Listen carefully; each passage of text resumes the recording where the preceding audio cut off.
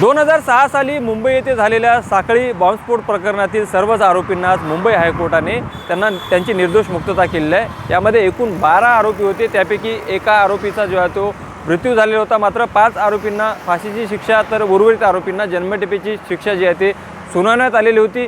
आता कुठेतरी साक्ष पुरावे त्याच्या अभावी जे आहे ते हायकोर्टाने या सर्वांची आहे ते निर्दोष मुक्तता केलेली आहे। मात्र यांना दोषी ठरवून शिक्षा सुनावल्यानंतर राज्यातील वेगवेगळ्या कारागृहामध्ये सर्व आरोपींना ठेवण्यात आलेलं होतं।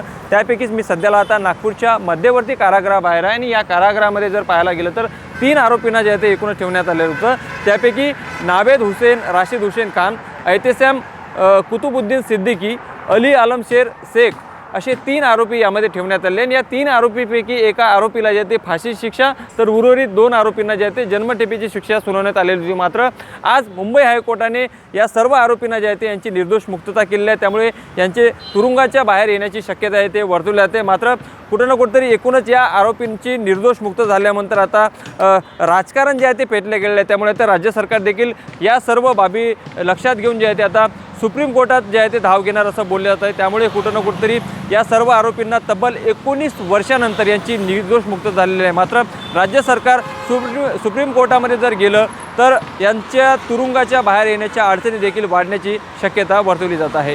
लोकशाही मराठीकरता मी ज्ञानेश्वर पवार, नागपूर। लोकशाही मराठी ऐका, पहा, जागरूक रहा।